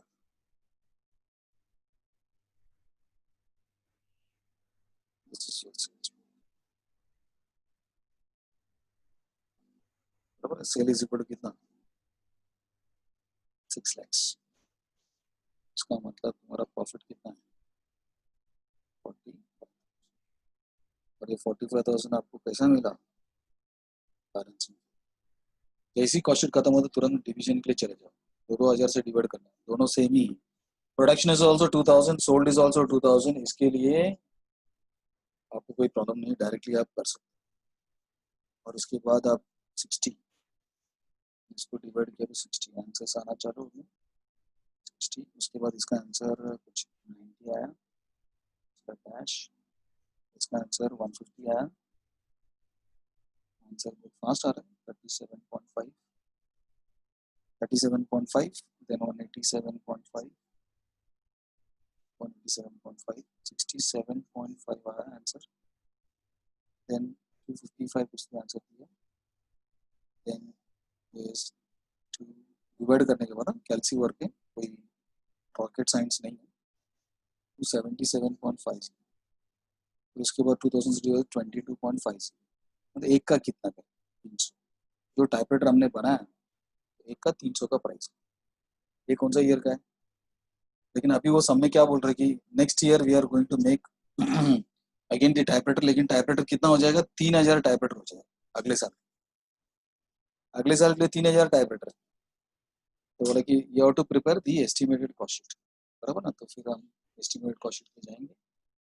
name of the firm, name of the firm मैं अलग ब्लू कलर का ले लेता हूँ। Name of the firm Gordon and Sons, और उसका नेक्स्ट लाइन में लिखेंगे estimated cost sheet, estimated cost sheet. फिर for the year ended on 31st March 1998। फिर in the right hand side production, कितना प्रोडक्शन और कितना सोल्ड का टारगेट है नेक्स्ट ईयर। तो नेक्स्ट ईयर का 3000 टाइपराइटर, 3000 टाइपराइटर बनाएंगे भी और बेचेंगे भी। तुरंत आप क्या करो, एस्टिमेटेड के लिए लाइन ड्रॉ, एस्टिमेटेड के लिए क्या करेगा, this is amount section, this is also amount, but this is cost per typewriter. Unit भी लिख सकते हैं या फिर नाम, रियल नाम दिया रहेगा तो रियल नाम भी पर्टिकुलर्स, बराबर। Then will start. उसके लिए सबसे पहले क्या करेंगे, डायरेक्ट सब में जाके चेक करना पड़ेगा कि डायरेक्ट मटेरियल में बोला क्या था। तो अभी उसको मैं पहला रेफर कर लेता हूँ। पहला वाला तो ये हो गया। सेकेंड वाला बोलते कि मटेरियल का प्राइस, मटेरियल का प्राइस कैसा बढ़ेगा, यस 25% से बढ़ा, ऐसा उसने बताया। हम क्या करेंगे, 25% से बढ़ाएं। और बढ़ाते समय किसको लेना चाहिए, हमेशा पर यूनिट को। वेजेस भी 10% बढ़ाओ, 10% बढ़ाओ एस्टिमेट, बराबर। उसके बाद सब में बोला गया कि मैन्युफैक्चरिंग चार्जेस का ये थोड़ा सा पॉइंट है, ये आपको नया पॉइंट है जिसके लिए मैं सम सॉल्व कर रहा हूँ। बोलते जो मैन्युफैक्चरिंग है ये आप कैसे ऐड करना चाहिए करके बताया। Charges will increase in proportion, ऐसा कुछ वर्ड की combined cost of material and wages. अब इसका मीनिंग क्या है ये आपको मैं सम्स के अंदर सॉल्व करते करते आपको पता है, ठीक है। अभी मैं बताएगा नहीं, बट कुछ तो पता है, ये आपको मालूम पड़ रहा है। फिर उसके बाद पॉइंट नंबर ई, सेलिंग कॉस्ट पर यूनिट। वो बोलते कि जो सेलिंग कॉस्ट पर यूनिट रहेगा ये वाला, this will remain same, selling cost per unit will remain same. तो ये 22 है, उधर भी आपको क्या रहेगा, 22 ही रहेगा, उधर भी आपको क्या रहेगा, 22 ही रहेगा, ओके।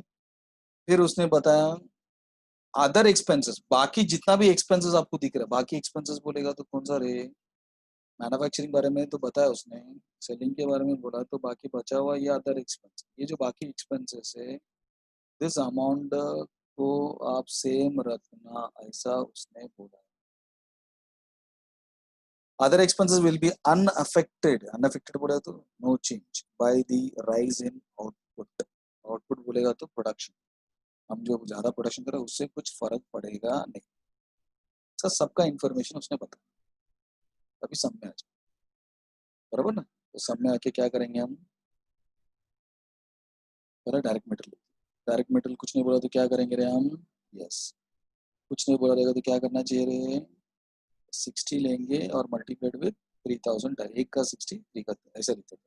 लेकिन सब में क्या बोला है, 60 रुपीज में कुछ बढ़ाओ, कितना परसेंट, 25%, 25% बढ़ाने को बोला उसने। कैल्सी में अगर आप देखेंगे, कैल्सी में अगर आप देखेंगे तो आपको कुछ आइडिया आएगा। तो 60 plus 25% is equal to 75 rupees होता है। कैल्सी में जैसा है वैसे लिखना, 660 लेना, प्लस का साइन लेना, कैल्सी में 25% का बटन यूज करना, तो आपको आंसर 75 आएगा। जैसे लिखा वैसे लिखा। तो पहला 60 था, अभी 75 हो गया एक का। तो अभी आपको कितना, 3000 का चाहिए ना, 3000 टाइपराइटर का, तो कितना हो गया वो, उसको मल्टीप्लाई करके लिखने का, 2,25,000 हो गया। फिर आपको नेक्स्ट वन आपको जाना पड़ेगा, that is direct, yes direct what, direct labour. क्या डायरेक्ट लेबर के लिए क्या करेगा, कुछ नहीं बोला तो हम क्या करते थे, 90 एक का 3000 मल्टीप्लाई करते, लेकिन सब में कुछ बोला है, क्या बोला, 10% बढ़ा, ठीक है, फिर क्या करेंगे हम, प्लस प्लस 10%, प्लस 10% बोला तो 99 कैलकुलेटर में multiplied with 3000 type, 3000 type, 3000 typewriters is equal to how much? 2,97,000, 2,97,000। उसके बाद नेक्स्ट इन्फॉर्मेशन क्या रहेगी, direct expenses, direct expenses, direct expenses is सब में कुछ दिया क्या, कुछ नहीं बोला, तो इधर भी आपको डायरेक्ट एक्सपेंसेस नहीं रहेगा, डैश कर दो, डैश किया तो जो आंसर आएगा उसको नेक्स्ट ईयर का प्राइम कॉस्ट, नेक्स्ट ईयर का प्राइम कॉस्ट आ रहा है 5,22,000 टोटल करने के बाद, इसको किसको टोटल किया, इन दोनों को टोटल 2,25,000 और 2,97,000 को मैंने टोटल किया तो 5,20,000। उसके बाद नेक्स्ट वन आपको ऐड करना पड़ेगा, add factory overheads, factory overheads कैसा ऐड करना चाहिए, यस, फैक्ट्री ओवरहेड्स कैसा ऐड करना चाहिए, कुछ नहीं बोला रहेगा तो क्या करेंगे हम, लास्ट ईयर का परसेंटेज निकालेंगे, factory overheads divide by wages multiplied with 100, फिर उसका परसेंटेज आएगा, फिर अपने इधर का वेजेस लेंगे, फिर उसको मल्टीप्लाई करेंगे, उसका परसेंटेज से जितना भी परसेंटेज आएगा 12%, 13, उससे फिर आंसर लिखते, कुछ बोला नहीं रहेगा, बट इधर कुछ बोला है उसने, अभी मैं इसको पूरा रफ कर लेता हूँ, ये सब कुछ बोला नहीं रहेगा तो हमको करना पड़ता, लेकिन अभी उसने बोला है, बोला तो जो बोला उसके हिसाब से करो, क्या बोला उसने, क्या बोला उसने, उसने बताया कि मैन्युफैक्चरिंग चार्जेस करके हमको लेना पड़ेगा, मैं ले लेता हूँ मैन्युफैक्चरिंग तरीका, मैन्युफैक्चरिंग चार्जेस कैसे लेना चाहिए, क्वेश्चन में जाके चेक करो, the manufacturing charges will be increase in proportion to the combined cost of material and wages। वो बोलते कि लास्ट ईयर का आप मैन्युफैक्चरिंग ले लो, नया पॉइंट है, मैन्युफैक्चरिंग चार्जेस डिवाइडेड बाय, वो बोलते हम वेजेस लेते थे ना अपन, वो बोलते दो कॉस्ट लेना है, वेजेस मल्टीप्लाइड विद 100 ऐसा लेते थे हम, तभी बोलते कि दो कॉस्ट को लेके करना है, the combined cost, the combined cost of material and wage, खाली वेजेस डिवाइड मत करो, वेजेस डिवाइड मत करो, उसके साथ में मटेरियल भी लेंगे, इसका मतलब you have to take material, पिछले बार का मटेरियल प्लस दी वेजेस, मतलब combined cost of both,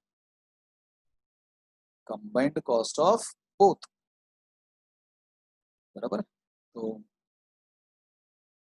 combined cost of both, manufacturing charges combined cost, पिछले बार का मैन्युफैक्चरिंग चार्जेस कितना था, 75,000 था, इधर लिखो पिछले बार हमारा मैन्युफैक्चरिंग 75,000 डिवाइडेड बाय पिछले बार का मटेरियल और वेजेस, ये मटेरियल और ये वेजेस, इधर लिखो पिछले बार का मटेरियल 1,20,000 प्लस पिछले बार का वेजेस 1,20,000, इसको बोलते हैं combined cost. Sir combined cost का मतलब, कंबाइंड कॉस्ट का मतलब ऐसा, जैसे फॉर एग्जांपल एक जगह पे ऑफर लगा, ऑफर में लिखा है कि अगर कोई 1,000 के ऊपर बिल बनाएगा तो उसको 5% डिस्काउंट मिलेगा, मैं डी मार्ट में गया, उधर लिखा है ऐसा, या फिर कोई भी पटेल मार्ट में गया, जियो मार्ट में, अभी आजकल बहुत कुछ मार्ट आ गए, ठीक है, तो इसमें मेरे को अंदर जाते समय दिखा 1,000 रुपये, मतलब मैं देखा नहीं, अंदर चला गया, फटाफट फटाफट लिया, एक तो लॉकडाउन चालू है, मरने तो बोला फटाफट जो लोग, तो जल्दी जल्दी मैंने गाय में क्या किया, मैं भी था मेरा भाई भी था, उसको बोला तू अलग से ले ले, मैं अलग से ले लेता हूँ फटाफट और निकलेंगे, एक साथ करने से अच्छा तू ये सब ले ले, मैं ये सब ले लूँ। ठीक है, बिल आया, मेरा बिल आया 800, और मेरा साथ में जो थे उनका बिल आया समझो 200, ठीक है, या फिर 1,200, जो भी दोनों बिल आ गए, तो मेरे को 800 रुपये में काउंटर में पे किया, तो 800 रुपये पेड हो गए, मान के चलो पेड, फिर इसने पे किया तो 1,200, लेकिन उसको डिस्काउंट मिल गया,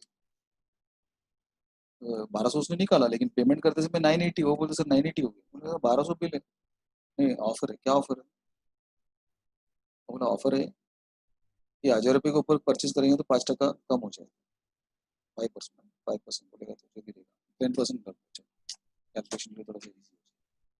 10% बोले तो 120 हो गया, 190 रुपीज़ उसको। मैं बोला यार मेरे भी लिए, तो मैं उसको क्या बोला, सर कंबाइन कर दो मेरा और उसका, कंबाइन करो। कंबाइन बोलेगा तो मेरा बिल और उसका बिल कंबाइन करो, अलग अलग मत। ठीक है, तो फिर जैसे ही उसका बिल 1200 और मेरा 800 का है, अगर मैं अलग से जाता तो क्या होता था, मेरे को डिस्काउंट नहीं आता था ना रे। मेरे को 800 पे करना पड़ेगा और उसका कितना पे करना पड़ेगा, 1200 माइनस 120 तो 980 हो। तो दोनों को मिला के हमको पे करना पड़ता है 17,800, सॉरी 1780। तो मैं कंबाइन करने को बोलती हूँ। तो जैसे ही 1200 आया तो मेरे को मालूम है मेरे को मिलने वाला नहीं है 800, तो मैं बोला कि एक ही बिल बनो, मेरा ट्रॉली भी कसका दिया और मैं उसका भी ट्रॉली कसका दिया। तो उसको बोला कि अभी बिल कितना बनेगा, दोनों का बिल मिला के कितना आएगा, 2000 रुपये। एक ही बिल हो, तो एक ही बिल हो तो बिल में लिखा है ना कि 2000 के ऊपर किसका भी बिल जाएगा तो डिस्काउंट मिलेगा। तो फिर क्या किया, 2000 में से 200 रुपीज़ माइनस हो गया, मुझे कितना भरना पड़ा, 1200 2000 बराबर। तो कितना भरना पड़ा, क्योंकि अभी दोनों का डिस्काउंट हो गया, इसका 120 और इसका 10%। तो 200 रुपये का डिस्काउंट हो गया। इसको बोलते हैं कंबाइन कॉस्ट। बाकी भूल जाओ, कंबाइन कंबाइन अपने फायदे के लिए तुम कंबाइन कर सकते हो। किसको किसको कंबाइन किया, मटेरियल, मटेरियल और वेजेस को कंबाइन, कंबाइन वो बस। नहीं तो भी पहले भी लेता था ना रे, पहले हम क्या करते थे, डिवाइड बाय वेजेस करते थे अगर बोला रहता तो, मालूम है ना आपको। इधर उन्होंने बोला क्या कि बोला है कि ऐसा करो, मैन्युफैक्चरिंग वेजेस जब आप लेंगे, यू टेक लास्ट ईयर का, क्या क्या लास्ट ईयर का, लास्ट ईयर का manufacturing charges will be compared with the combined cost of material and wages, the combined cost of material and wages, उसका परसेंटेज निकाला। तो फिर परसेंटेज निकाला तो कितना हो गया, चेक। इसका अमाउंट आ रहा है 75,000, कैलकुलेशन किया, divided by the amount is equal to 3 lakhs multiplied with 100 is equal to 25%, मतलब 25%।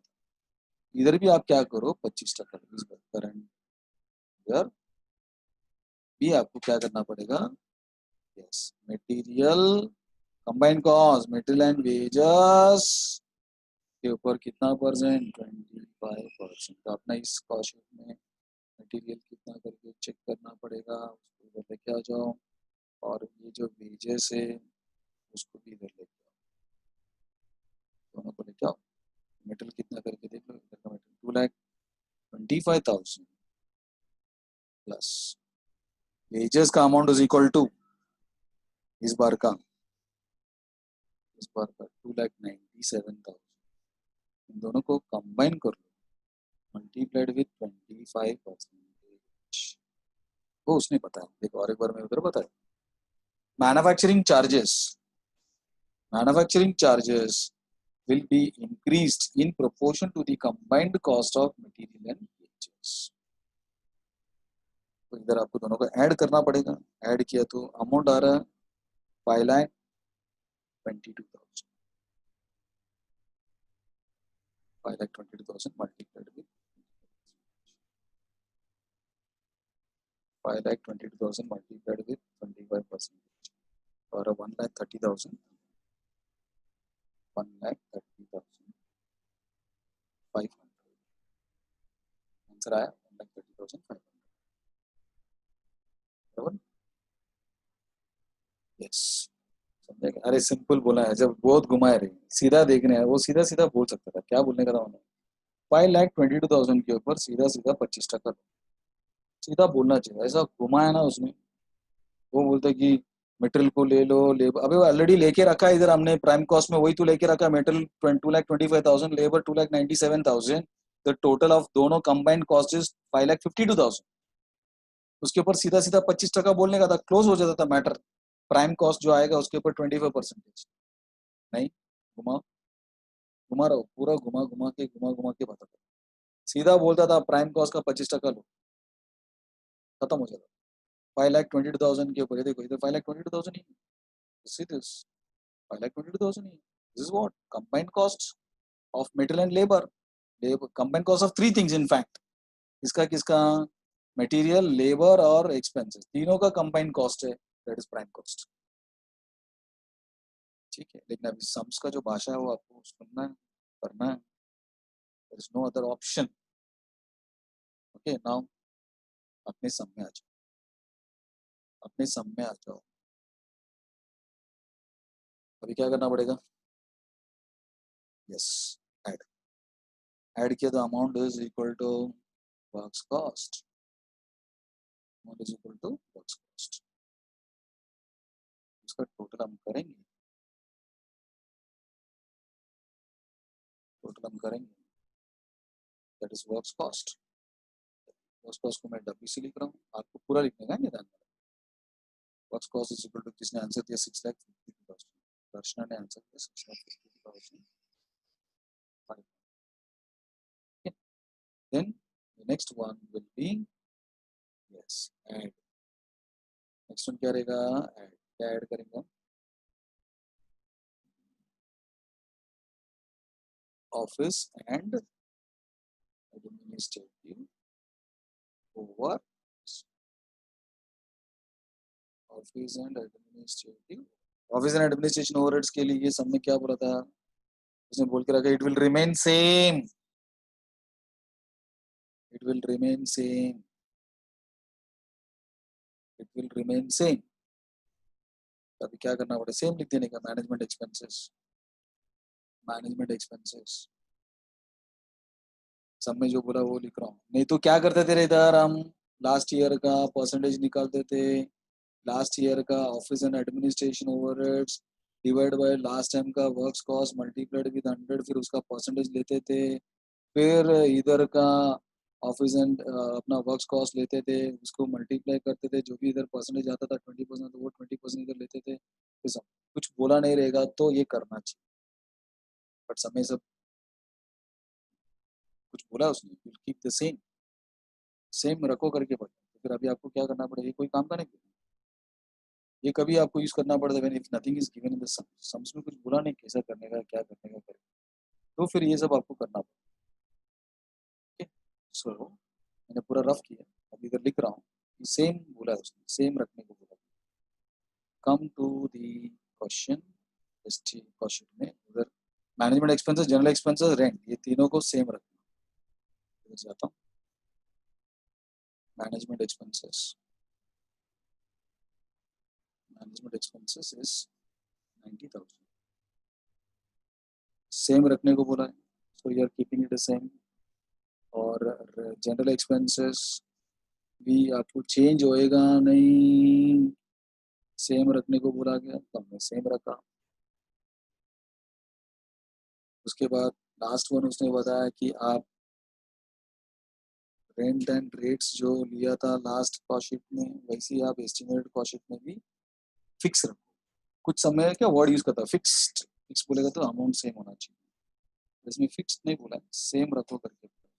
Other expenses will remain same. So now the cost is 1,35,000 is the total. 1,35,000. अब इसको ऐड करेंगे तो 7,87,500 आंसर आ रहा है. 7,87,500. This is your cost of production. Estimate का cost of production. तो अभी आपको क्या करना पड़ेगा? Yes. Now मैं नेक्स्ट पेज ले लेता हूँ क्योंकि खत्म हो रहा है कॉस्ट शीट. उसके बाद मैं नेक्स्ट पेज में ले लेता हूँ क्योंकि एक पेज में कंप्लीट नहीं हुआ. So you take the next one, बराबर ना? क्या लिखेगा? यस, लाइन्स वगैरह तो रहेगा ही आपका.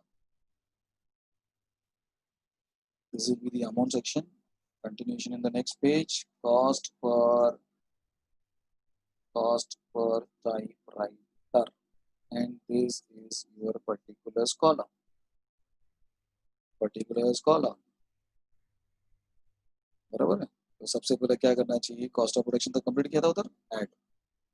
Add the next. Cost of production के बाद opening stock of finished goods, closing stock of finished goods आता है, लेकिन कॉस्ट शीट में, एस्टिमेट कॉस्ट शीट में मैंने बोला था कभी आपका ओपनिंग क्लोजिंग नहीं आएगा. कॉस्ट शीट में आएगा opening stock of raw material, stock of WIP आ सकता है, opening stock of finished goods आ सकता है, लेकिन एस्टिमेटेड में कभी नहीं आता डेनमार्क में, कभी नहीं आएगा. तो directly you can start with the next order, that is selling and yes, selling and distribution, selling and distribution. उसके लिए भी सम्स में कुछ बोला ना, कुछ नहीं बोला तो क्या करेंगे रे. टेक लास्ट ईयर, क्या लास्ट ईयर का selling and distribution overheads divided by last year का works cost multiplied with 100, multiplied with 100,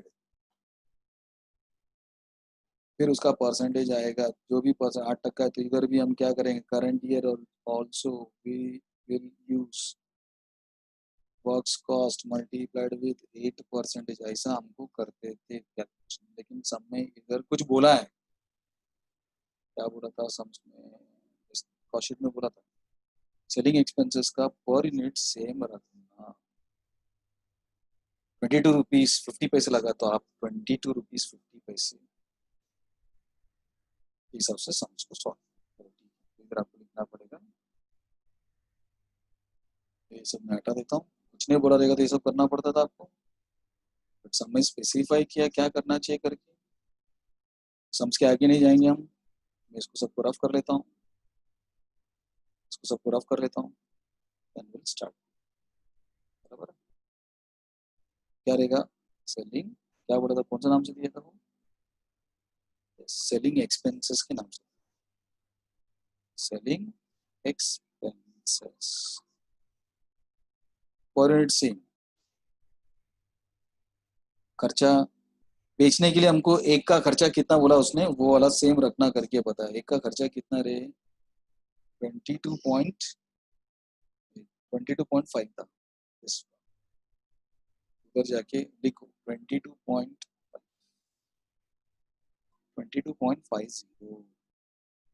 कितना कितना बेचा होगा, कितना typewriter, 3000 typewriter multiplied with 22.50 equal to 67,000. Answer आया 67,500. किसने आंसर दिया. This is called as cost of sales. Cost of sales is equal to 8 lakh, इसको ऐड करेंगे ना 7,87,000 और इसको 67,500 को ऐड करके the amount is equal to 8,55,000. This 8,55,000 will be called as add profit equal to sales. Profit नहीं दिया but sales दिया. क्या दिया सेल्स उसने, वो जाके चेक कर लें. सब में सेल्स के बारे में कुछ तो बोला था उसने, क्या बोला था सेल्स के बारे में. Profit will be 10% on selling price, 10% on selling price.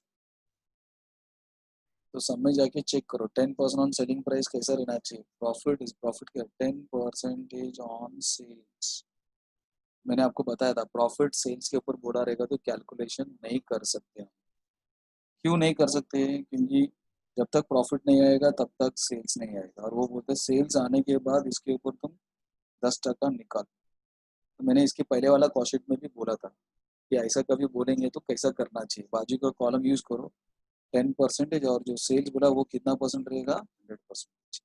ये 10% को आप प्रॉफिट के सामने लिखना और ये 100 को इधर लिखना. वो बोलते कि 10 रुपए का प्रॉफिट और सेल 100 का होना चाहिए. इसका मतलब इनडायरेक्टली आपको ये बता रहे कि 90% कॉस्ट है ना रे. 90 रुपए में बनाएगा तो 10 रुपए ऐड करके 100 में बेचेगा ना. तो बोलते कि अभी क्रॉस मल्टीप्लाई करके कोई भी चीज तुम फाइंड आउट कर सकते हो. इधर आप चाहिए तो ब्रैकेट में लिख सकते हैं कि हमने 10 को लिया था, क्रॉस मल्टीप्लाई किया 8,55,000 और डिवाइडेड बाय 90 किया था, तो आंसर आया 95,000. ये 95,000 इधर जाके लिख इधर अपना 95,000. इसको दोनों को ऐड करके इधर दोनों को ऐड किया तो टोटल इज इक्वल टू 9,50,000. कितना, 9,50,000. ये पहले भी समय हमने किया है कि ध्यान में रखा, आंसर भी आ रहा मुझे 9,50,000 दर्शना ने दिया। अभी चाहिए तो चेक भी कर सकते हो, सब में बोला ना कि सेल्स आने के बाद 10% होना चाहिए था, तो सेल्स आने के बाद आ गए ना सेल्स अभी, यू कैन चेक दिस। इसके ऊपर अगर 10% कैलकुलेट 9,50,000 कैलसी में मल्टीप्लाइड विद अगर 10% लेंगे तो 95,000 आ रहा है। पहले भी वो वही चिल्ला रहा था वो 95 10% आना चाहिए सेल्स के बाद, सेल्स आने के बाद 10% आना चाहिए, लेकिन सेल्स आएगा नहीं पहला, बाद में ही आता है, प्रॉफिट ऐड करने के बाद आता है। तो हमने क्या किया, उसको छोड़ के बाजू में हमने परसेंटेज को रख के क्रॉस मल्टीप्लाई करेगा, तो ये पहले वाला समय भी हमने किया था। जैसे ही ये कंप्लीट हो जाता है you will go for the division part, एक एक करके हम डिवाइड करेंगे और इसको ले सकते हैं। डिवीजन मुझे बताओ प्लीज। पहला वाला 75 का आंसर है, यस पहला आंसर सौरव का है। फिर 99 का आंसर आया, फिर आया नहीं आंसर, अभी आया आंसर 174। उसके बाद 43.50 और इसका 217.50।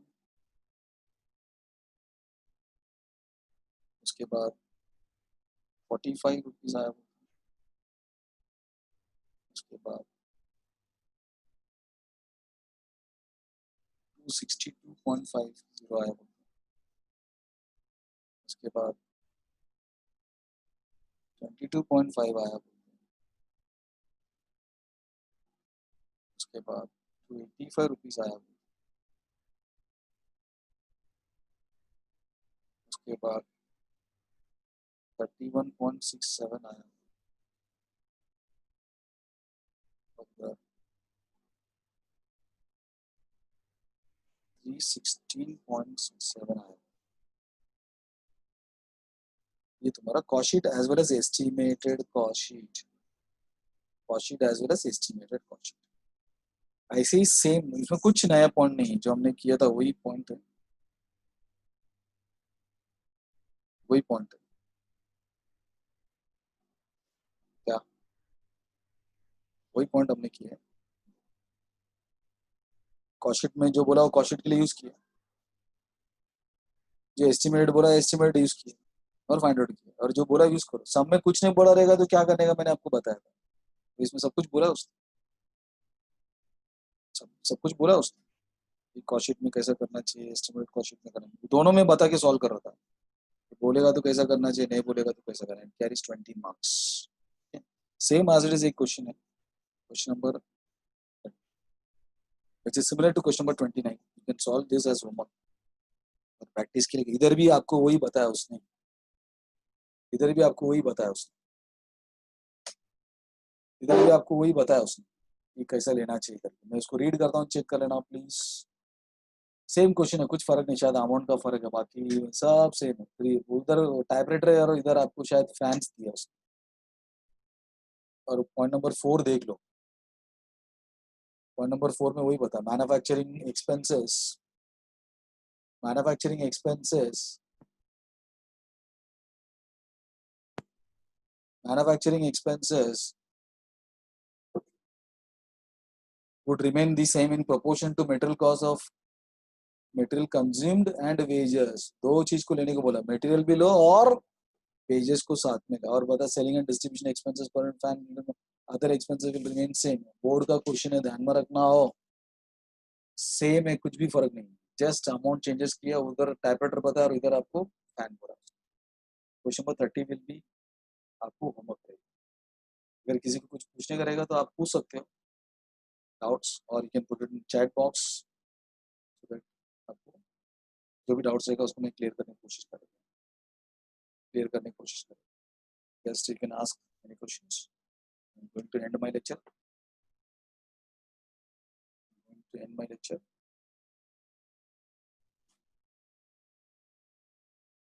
I'm going to end my lecture. Thank you to all. The ended. Next lecture will meet again.